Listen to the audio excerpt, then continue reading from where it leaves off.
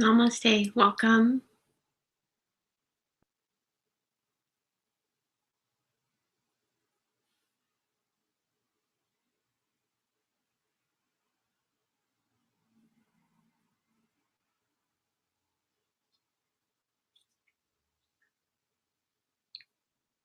So much gratitude for our masters, Sri Mujiji Kije and Sri Ananta Ji Kije.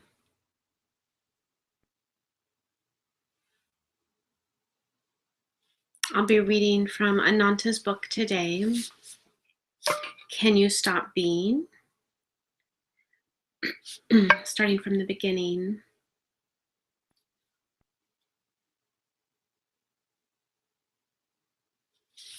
And this book is a distillation of full satsangs between Ananta and the Sangha or guests who came to ask questions and be in his presence.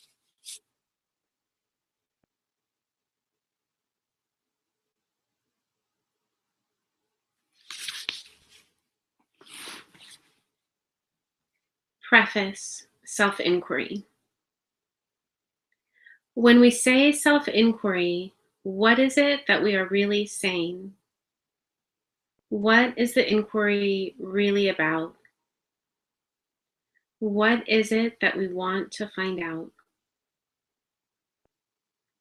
Ultimately, what we are looking for is an answer to the root question. We start off by looking for an answer to the root question, which is, who am I? We can say, who am I? Or even we can say, what am I? So the inquiry starts off with a simple question. It is greatly auspicious in this play when there is openness towards the simple question, who am I? There must already be some scene, isn't there? There must be some scene that I cannot be this person. Only then can there be an openness to this question. If there is total conviction in the belief of being an ego, total conviction in the belief of being a person, then the question will face so much resistance. And because this question faces so much resistance, it is good to have a master who you have faith in, who you trust, who you love. Because if the question is asked by somebody that you trust, that you love, then this trust and this love will help in overcoming the resistance coming from your own mind. The inquiry is just a simple questioning about our true nature. What am I in reality? Initially, it is just a simple questioning about our true nature. What am I in reality?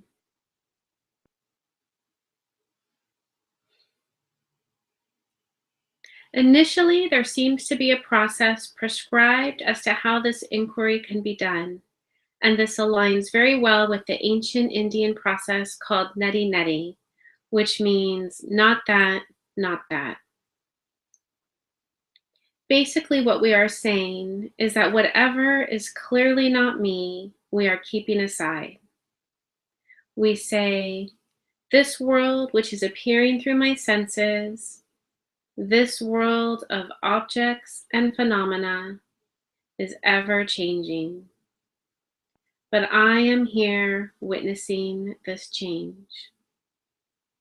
I am the constant in this, but this world is ever changing. Therefore, I cannot be this. We say, not that. In one swoop, we have thrown out all the phenomenal existence of the world, saying, I am not that. Then we turn inward and we see, what else could I be? What else could I be if I am not an object in the world? Also, when we look at the body, we see that I cannot be just the sum of what I seem to have eaten. I cannot be just made up of the food that has been consumed. There is something more to me than that. This body is also constantly changing, and I am the witness of this change also. This body is changing all the time, but I am looking at this and I don't seem to be changing. Therefore, I cannot be this body. So we say, not the world and not the body also, which is part of the appearance. Then what else can I be? Can I be the thoughts? A thought would come and a thought could go. It is constantly coming and going. It is coming and it is going, and there seems to be a witnessing of these thoughts. I seem to be the witness of these thoughts.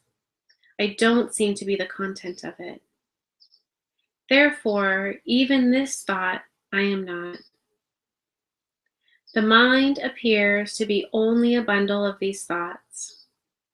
These thoughts, including thoughts of past, which is called memory, thoughts like imagination, all these are also witnessed by me, but I don't seem to be any of them. So I am not that also. Then who am I? I am not the world. I am not the body. I am not the thoughts. Then who am I? What else is there? Can I be my emotions? One minute there is anger, another minute there is joy. Another time there is frustration, and another time there is peace. I am aware of all of this, and I seem to be the witness of these. It does not seem like I am any of these changing emotions also. Therefore, I am not that. Then, who am I? Not these emotions also. Then, who am I? Then I see that prior to all of this, there appears to be the sense that I am. Only when I am, all these other phenomena come into play.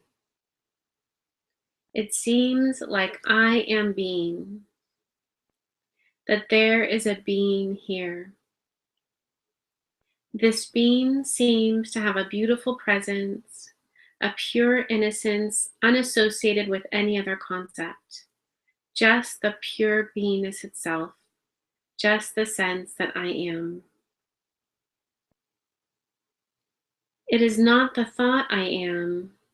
Many of us mistake the sense I am to be the thought I am. This being is prior to thought. The simplest way to become aware of this being is to ask, can I stop being now?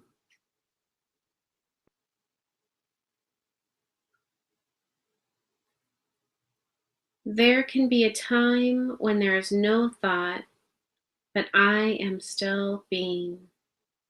Isn't it? I am still being.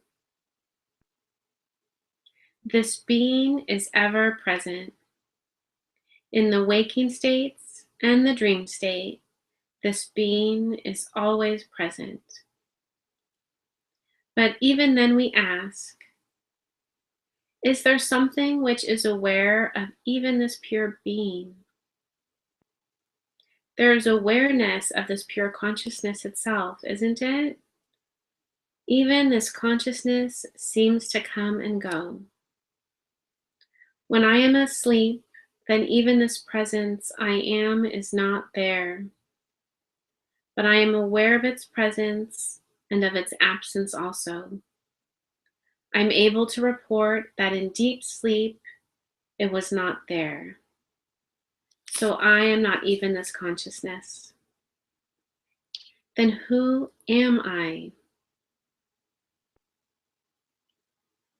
What seems to be left now is only the pure witnessing of all of this. There is a witnessing of all of this. It is the witnessing itself, which is witnessing itself.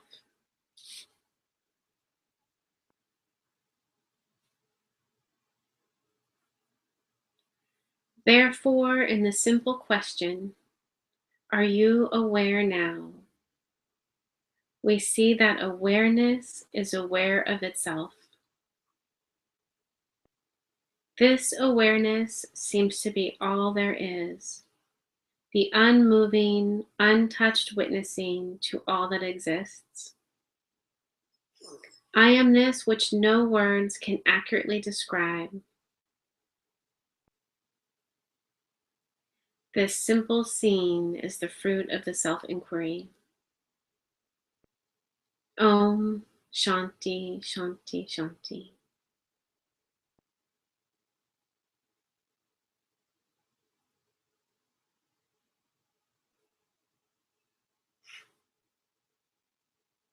So we see that the inquiry starts off with a question, but if all that you have at the end of the inquiry is a verbal answer, then that smart answer is not the end of the inquiry. It is just the simple seeing that I am this pure witnessing itself. I am this pure awareness itself. In this simple seeing, there is no room left for a personal identity. No person can exist here at all.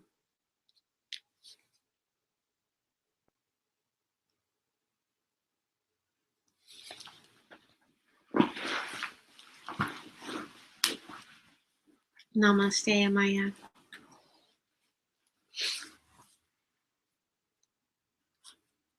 I'm glad you're here.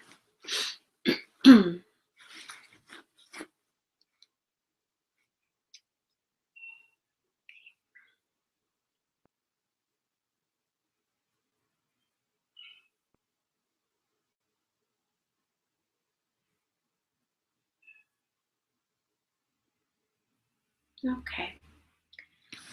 Core aspects of what we speak about here. Let me share some core aspects of what we speak about here. When I come into satsang, there are usually 3 different questions that come. The first question, the most common question that comes, is I want to be free from my suffering. How do I put an end to my suffering? That is the first, most basic question that most beings who come to satsang can have. And to be free from suffering is the simplest thing. We can look at it in some detail. You cannot suffer without believing a thought. So when a thought arises, you'll see that a thought just arises. You can wait for your next thought to confirm this, and you'll see that thought is just arising. And when a thought arises, you will see that there are 2 forces that interact with this thought. The first is the force of your attention, is the power of attention. This attention, when it goes to the thought, then the thought seems like it is real. If it, attention, doesn't go to the thought, then the thought just comes and goes. Therefore, most sadhanas in the world are focused on controlling this attention. So when Nisargadatta Maharaj said, stay, give your attention only to the sense I am, he was referring to keeping the attention, giving an anchor to the attention in the presence. Keep the attention in the presence. All sadhanas, whether you look at mindfulness, meditation, All these practices, most of them are focused on keeping your attention at a particular place, trying to give you some mastery over your attention. But if you were to look, you would find that just because of giving attention, also you cannot suffer. It also needs another force, another power, called the power of belief. Even if attention goes to the thought, unless it gets your belief, it causes no suffering. So what I suggest is just withdraw your belief from your next thought. Belief seems like it is much more simple to handle than attention is, because the more you try to control the attention, the more it wants to jump around. So if I say, don't bring your attention to a monkey, then very quickly the thought of a monkey will appear. So attention is not that easy to control. But if I say, don't believe that you are a monkey, that is much easier. So let attention also go to thoughts if you want. Let attention go completely free. Just don't give belief to your next thought. And in this not giving belief to your next thought, you cannot show me suffering.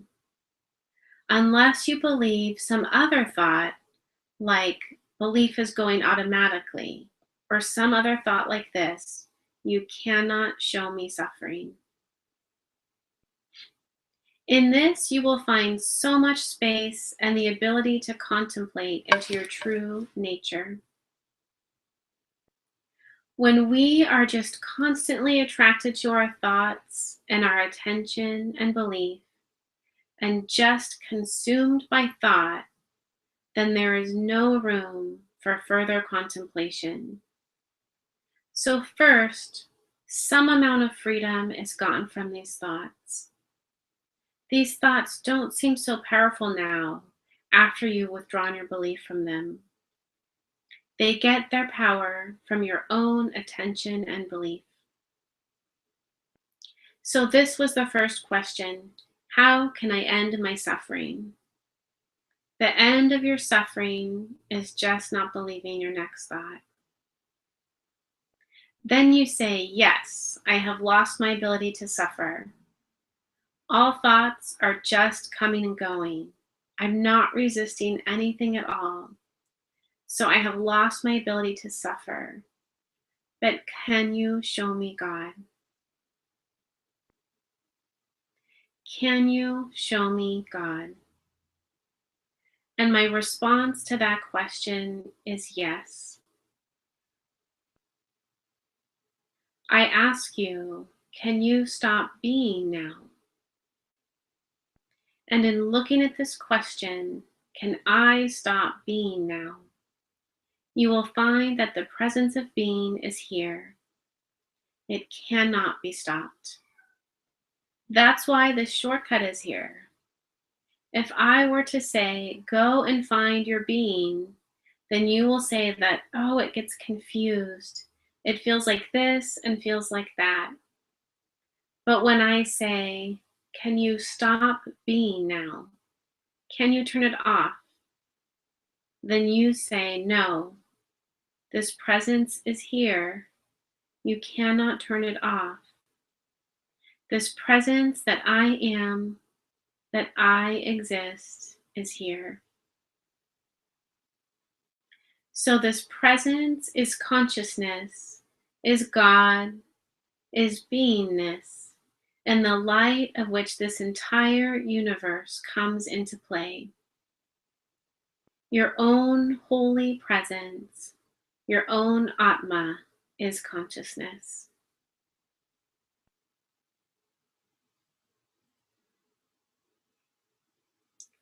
Then lastly, someone might come and say, can you tell me about the absolute, the self? And don't worry so much about the definitions.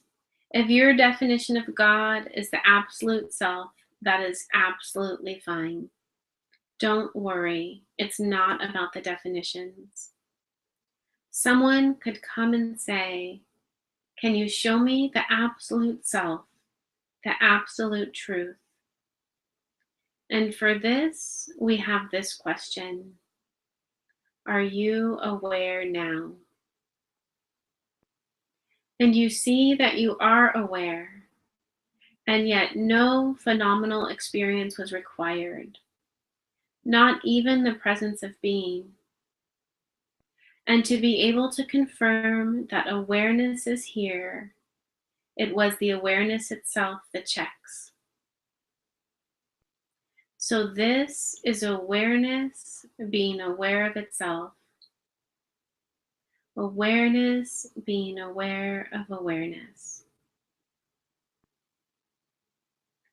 These are the main three questions that any spiritual seeker could have. And then another simple pointing for you is that there are two A's. There's the big A, awareness, and there's the small a, appearance. All that is appearing phenomenally, we call the appearance. The thoughts, emotions, the body, another person, the external world, the stars in the sky, the sun and the moon, everything is appearing to this awareness. And in the absence, if this awareness was not there, then you would not be able to have any appearances show up. So this awareness is ever present. It is the eternal one, the unmoving, unchanging one, which is aware of something and of nothing, of appearance and of no appearance, something and nothing, thought and no thought, of mind and no mind, of waking and of sleep. This awareness you are. But anytime you give your belief to something which says you are just an appearance, then you are picking up this pretend suffering. So that is the core of the teaching, the core of what is being pointed to.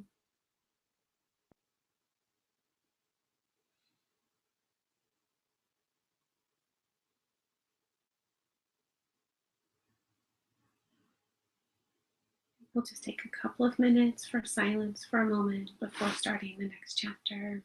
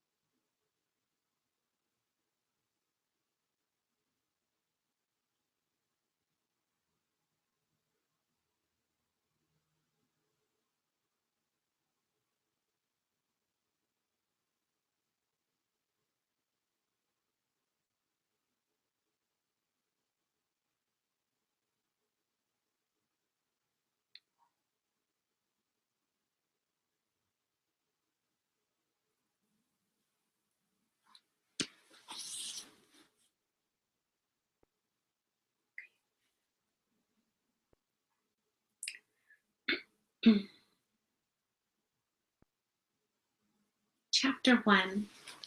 What is enlightenment? Witnessing. Freedom is already here. Freedom is already here. The self is already here. Liberation is already here. God is already here. When we stay here, there can be no problem actually. We only pretend to create the problem by giving our imagination too much belief. Whatever might be the event of life, whatever might be the occurrence that seems to be appearing, you're only the witnessing of it. You are not even the witness of it.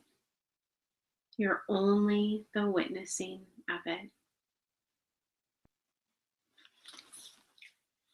There is no witness entity even actually. Even to say that you are the witness would not be very accurate. Because witness would imply that there is a thing which witnessing belongs to,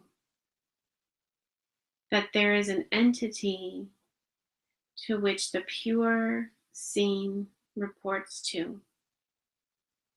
But there is no such thing or entity. You are not an object.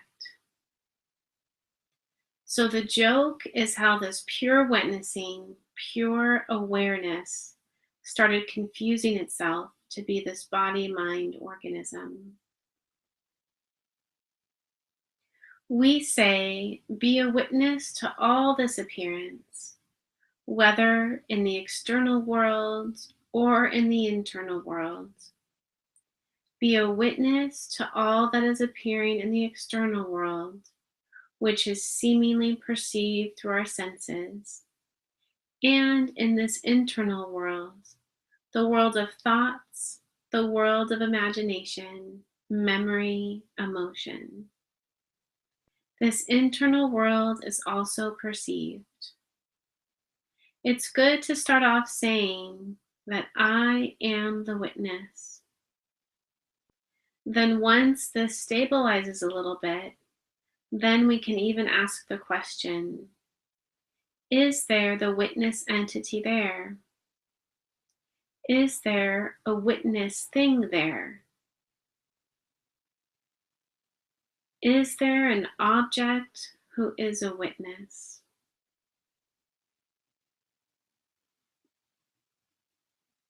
And you will find that there is no such object. Only the witnessing alone is there.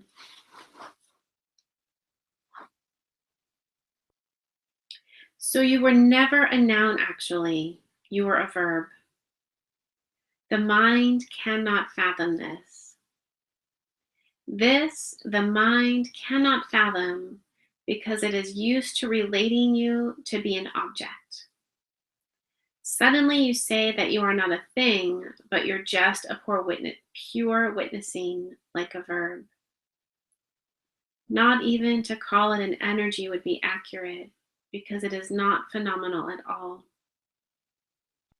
You are just the pure awareness itself, the eternal witnessing to all that appears and disappears. All that happens in our life, this witnessing is untouched by it. If you were to look with an open mind just for a minute, you would see that I am this awareness itself. There is no effort needed. No spiritual journey is required. No practice also is required, because this is the truth. The truth does not need effort to become true. Only the false needs to work hard to sustain itself. Only a false idea needs to be constantly nourished by our thoughts and our beliefs to be sustained. What you truly are is beyond all thought. This is only meant to be a simple, simple scene of what I truly am, without relying on any knowledge, any concepts, any words. Just let go of all the fear. We are only the untouched one. We are untouched by any phenomena. The appearance cannot harm us in any way. Only our illusions can be attacked. And it is pure grace if it is attacked, because with that suffering, these illusions are let go. So a very simple pointing. Although the pointing is very simple, I would say it is not a trivial instruction. Sometimes what the mind does, if it sees that something is too simple, it says that it is trivial. It cannot be useful because it is so simple. That's the mind's interpretation, isn't it? But in this simple instruction lies the end of all suffering. The end of all suffering. And this is what all of us want, isn't it? The great sages, the Buddha himself, wanted the end of suffering. All his sadhana, all his exploration was about how to come to the end of suffering. And all of the sages came to the same conclusion. The conclusion they came to is that the problem or the suffering does not lie in the world or in the appearances which are appearing. The problem only lies in the belief, in the interpreter. Belief in the thoughts about the world, belief in the thoughts about the appearance. This is the only cause of suffering.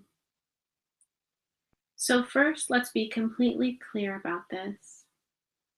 We cannot suffer without belief in a thought. Therefore, drop the idea that the world is making us suffer, or our relationships are making us suffer, or our bodies are making us suffer. The world is completely innocent. Our bodies are completely innocent.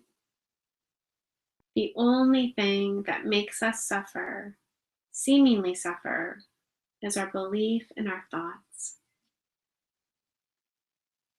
Then the simple instruction is let go of your next thought. We don't even say let go of all of your thoughts, because that seems too intimidating sometimes, isn't it? With serious voice. So now I must become very serious. Now I must refuse all thoughts. So we made it even simpler. We said, in the moment, just let go of your next thought. What does let go mean? Let go does not mean that don't let thoughts come. That seems like a very effortful practice, and only very accomplished yogis can achieve such a feat, if at all. It only means let the thought come unresisted, but you do not engage with it. Your attention might also go to it, because that is the nature of attention. But even if your attention goes to it, it is all right. You will find that just only with attention, the thought does not have the potential to make you suffer. It is only when we give this thought our belief, we say that this is my thought, it has meaning for me. And the instant we assign it some meaning, then we are caught in the potential for suffering. Because a thought means it is something needy. It is something attacking or defending. It is something which is referring to you as an individual person who never existed actually. This person never existed actually. It is only a figment of our imagination. It is only a conjured up creation as a result of belief in thoughts itself. So to let go means to divest it from our belief. Divest it of our belief, and it's allowed to just go. So like a cloud in the sky, it is allowed to come and go. The sky is unconcerned whether the cloud is white, gray, whether it's going to rain or not. Is the sky concerned? So you are the vast space in which these clouds are appearing. You stay unconcerned with how these clouds are and let them go. So without belief in the thought, then show me how you can suffer.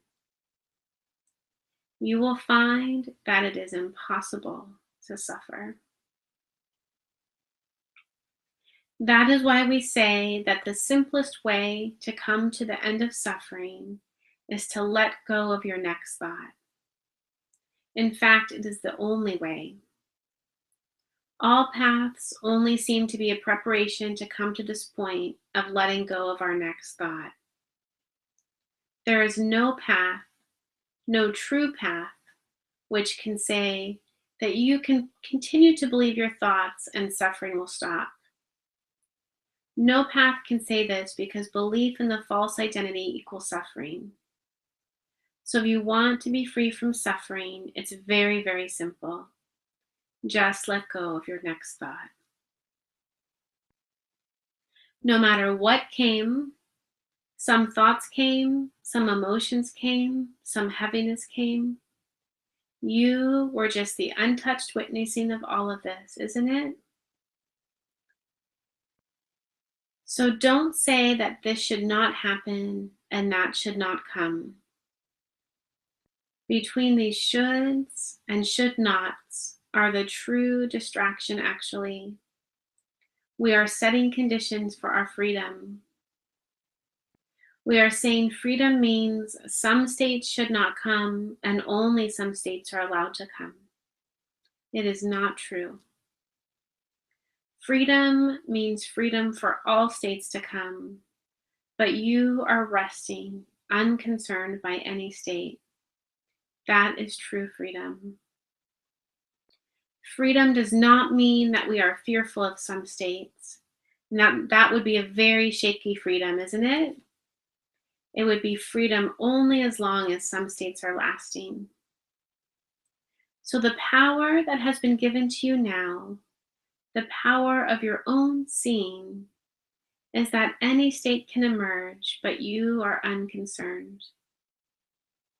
There is truly, truly no fear here about any state arising.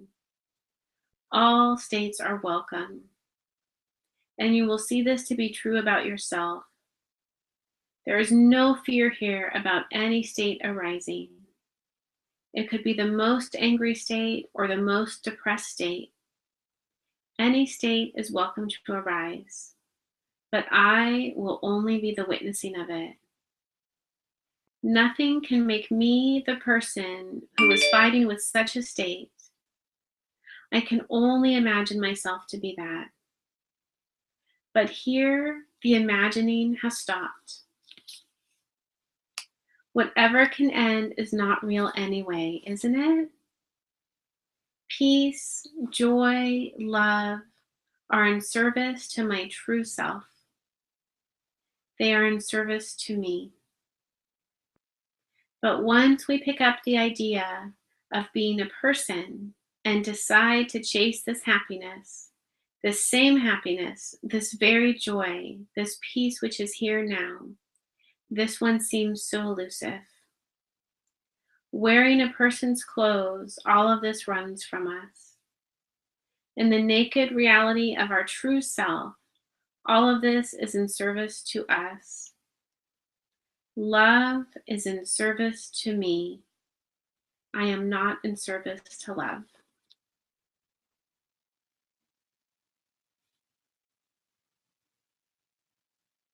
Questioner, please say something about witnessing. Witness what? Is it a doing, or is it just witnessing? Ananta laughs. That's the trouble, isn't it? Because you cannot say anything about this one. At best, you can point to it. All words spoken about it are not precise. They are not true. They are at best a pointing to it. So to say awareness, or to say a pure seeing, or a pure witnessing, are the words which come close in the form of a pointing. But to find it for yourself, rather than to explain it in words, is the real thing. We can ask a very simple question. Are you aware now? I want to give you a taste of your own true self, rather than keep explaining the taste to you. I can keep talking about a great chocolate which I had.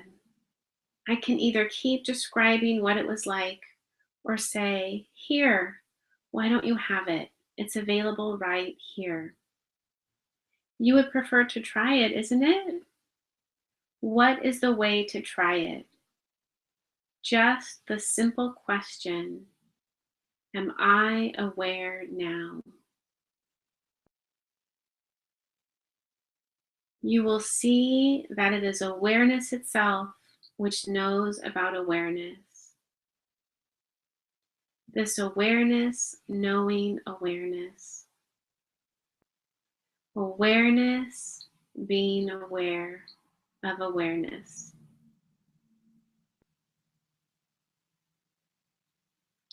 If this question, am I aware now, takes a hold in your heart, then you will see that the one who is aware now is not a person, is not an idea, is not an imagined entity. It is awareness itself which is aware. It is not a body which is aware. It is not our senses which are aware. Am I aware now? What knows this?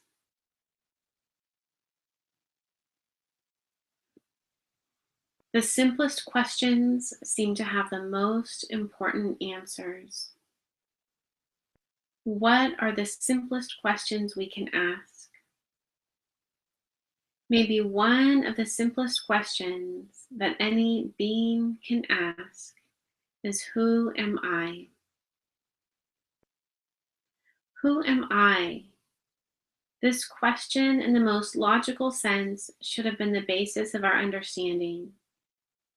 Looking at it very objectively, it is very clear that first we must understand who we are. Before we would like to understand anything else, first the self-understanding must be there. But somehow, in this upside-down world, this question seems to have become like the final frontier, where only the most accomplished seekers seem to be engaged with this question. But isn't that completely upside down?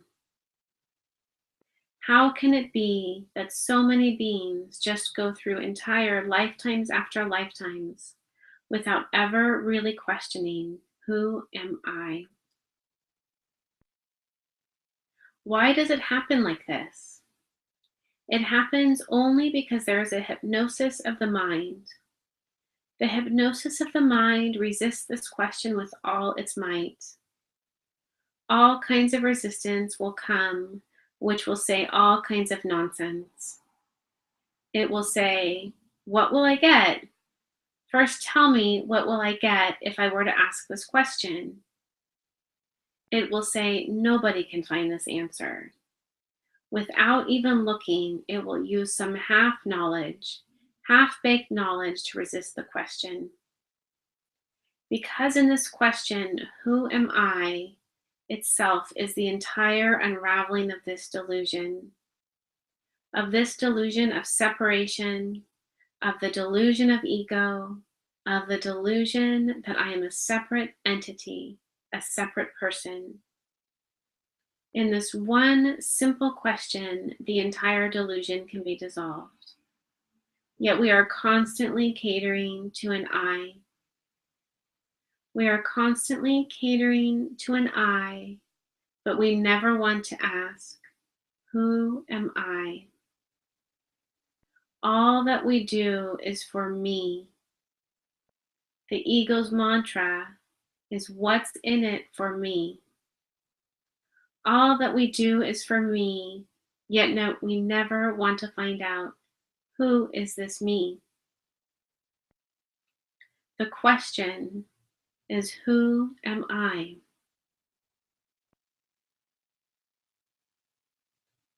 The question is answered by the hypnotized mind, which has some knowledge of truth. It says, I am that, but that is just intellectual. How to go further than that? We ask the question, and the mind immediately comes up with a response. If the response is not pure resistance to stop the questioning, then it is based on some half-baked concept. And it doesn't help to say, I am that. It doesn't help to say, I am God, because it is only replacing one concept, that I am a person, with another imagined concept, that I am God. That is why it is not the answer which is important, but the looking that happens when the question is asked. And very quickly it is seen that I cannot be the perceived world, including the body. I cannot be the body because the body is only made up of the food that I've consumed. Also, very few problems which I seem to have in my life really pertain to the body. They seem to be problems of relationships, problems of money. The body is unconcerned with relationships and unconcerned with money. I say that I am not the world. I am not the body. What else can I be? Can I be these thoughts which are arising and disappearing? Here for one instant, not here the next. Can I be my imagination, which also comes in this way, comes and goes? Can I be my memories, which are so unreliable? Beings will remember most situations differently. They are so unreliable. Can I be my emotions, which arise and they fade?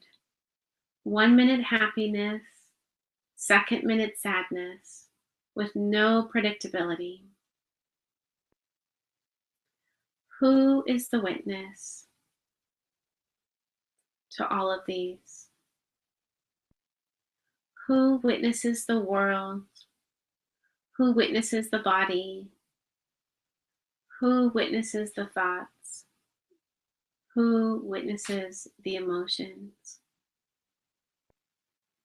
There is an ever-present scene, isn't there? There is a scene of all of this. What distance is there between you and this scene?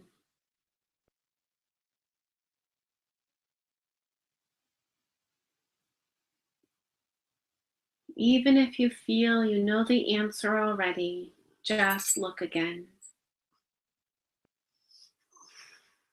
There is a scene of the entire phenomenal universe, external or internal. What distance is there between you and this scene?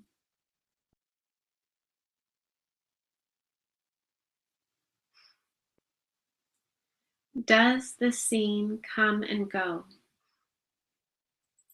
We are not speaking of what is seen. We are not speaking of the content of what is seen. We are not speaking of objects. But there is a witnessing. There is a perceiving of all objects.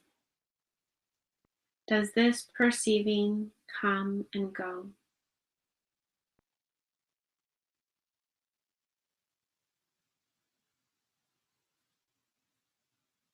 We do not ask because we assume that we know who this I. We assume that we know who is this I, me.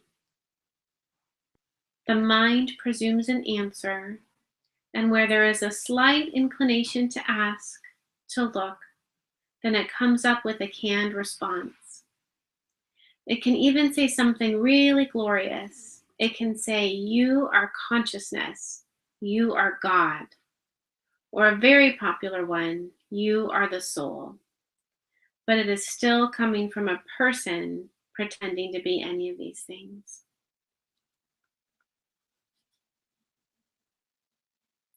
Now, if we have stopped believing the content of our own mind, then why must we believe the content of another mind? As simple as it sounds, this seems to be a challenge for some who come to satsang, that it's easy now to let go of all our ideas and concepts and beliefs, but with the relationships that are around us, we seem to have trouble letting go of their ideas. So that still seems to have some juice for us. Know that it is the same guy. As my master says, it is the same guy. It is the ego itself. So just like our thoughts have been let go of, don't give juice to any thoughts which the seeming others seem to have. It's exactly the same ego.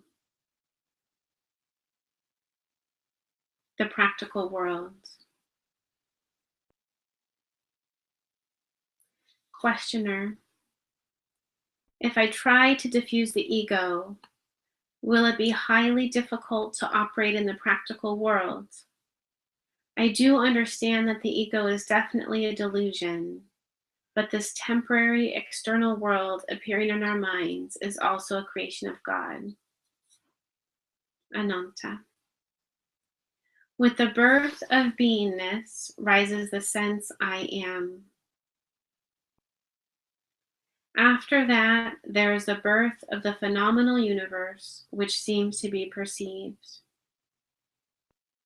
We won't even debate whether this universe is real or not. For now, just presume that it is real. So this table is real, this computer is real, all appearances are real. I have no problem with this approach also. All is real. The body is real, all this. Suppose it is all real. Now show me, where is the person? Where is the ego? Is the ego the body? No, because the body is not concerned with freedom. The body is not concerned with doing an action. The body is not concerned with any transaction, isn't it? The person idea or the ego is unreal. It is only a result of our imagination. All that we believed about ourselves 5 years ago is different today, or 10 years ago is different today. We believed that I am this kind of person. Now we believe that I'm another kind of person. So if the person is so changeable, then it is clearly seen that it is only made up of ideas. It has no real existence at all. It is just a bunch of different concepts that we have imagined into existence. The person exists only in our imagination. Where is this person which wants to do something, which wants to accomplish something, wants to fulfill its responsibilities, wants to be successful in this world? It wants to maintain its respect. It wants so many things. But who is this one? Can you first find this one?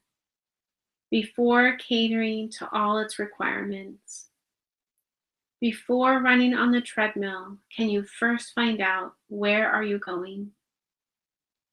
Who wants to be respected?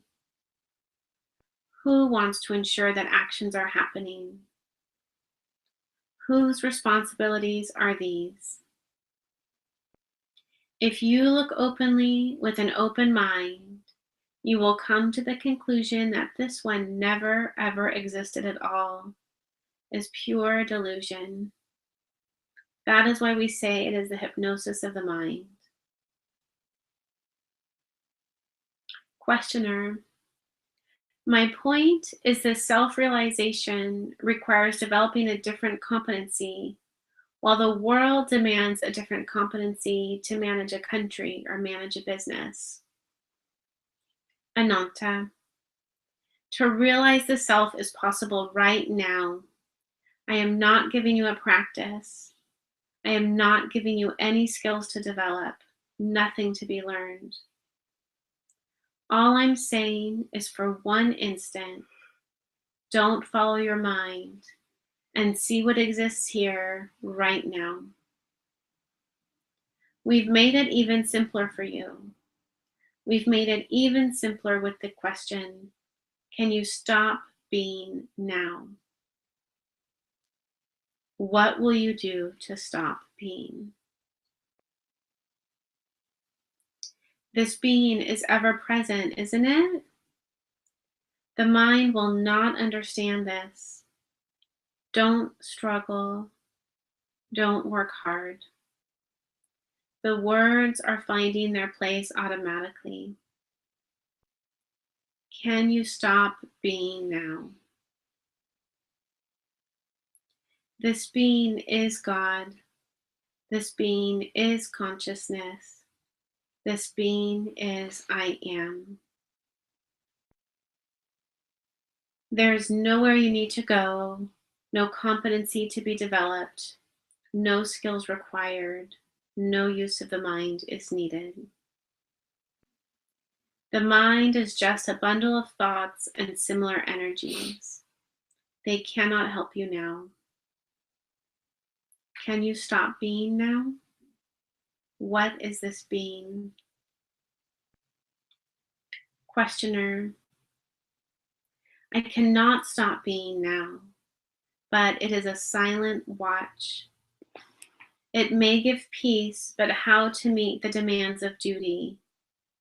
We are driven in the world despite ourselves. Ananta: all these are just ideas and thoughts. You see that the person never existed, does not exist here. So then who has been doing all this work anyway? This is only a play of consciousness. God himself is doing, and God himself is experiencing. And God himself is pretending to be a person and complaining about all of this. God itself is pretending to do this satsang to convince itself that you are not this person. This is the game that we seem to be playing. So in the game, my job is to tell you to let go of all thoughts. Let go of your next thought. Not even all thoughts, just let go of your next thought. Very simple. Come to your true realization of yourself. Then all of these juicy thoughts of responsibilities, actions, something to be done, I am doing, I must do this, will be seen as not true.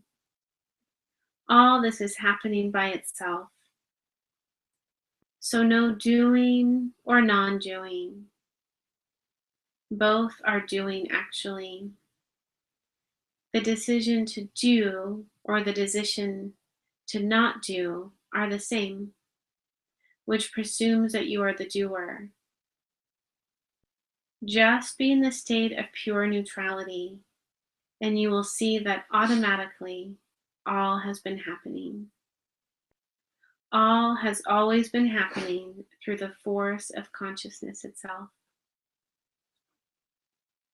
Questioner: but I find high conflict with the practical, to be honest. Ananta. There is no practical. This is practical. Only the mind creates a difference. It will say, oh, but in the real world, I still need to be like this. This is the real world. We are not talking about something unreal. This is one of the strongest tricks of the mind. Don't let it work on you. It says, oh, in satsang, there is all peace. In your presence, all is fine. But when I go into the real world, that is not the real world. Why do you presume that that is practical? That is more real. What is unreal about this? We are talking about what is here right now. Is that more real, or is the practical world more real? We are talking about what is present. That must be more tangible, more practical than when we are leading the life of an imagined person. So if you are looking for freedom for the imagined person, that will not be found here. I have no shyness in saying this. If you are looking for freedom for the imagined one, freedom for the mind, that will not be found here. What will be found here is freedom from the idea, from the false idea of ego, from the false idea of being a person. It will be freedom from the mind, not freedom for the mind. The mind is saying, I want freedom. This freedom is not for the mind. It is from the mind, because you are not your mind. Just see this. And then you will see what is real, what is practical, and what is unreal. Everyone must find out who they are before they can do anything else. Isn't that completely practical? Why run around doing so much without knowing who you are? First, find out who you are. Then you can say that I am doing all of this. That for me sounds like the most practical question, actually. I think I'll stop there. We can end with a couple of minutes in silence together.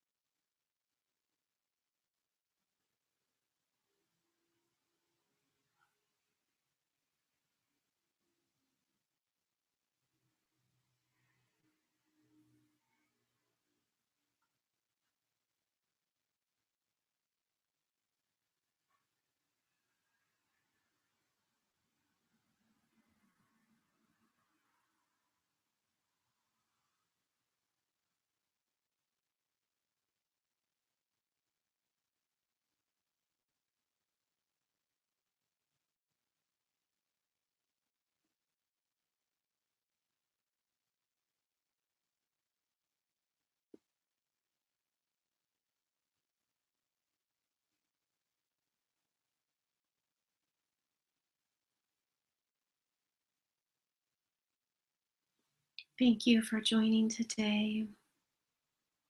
So grateful to be able to share these words from our very beloved Master Ananta ji.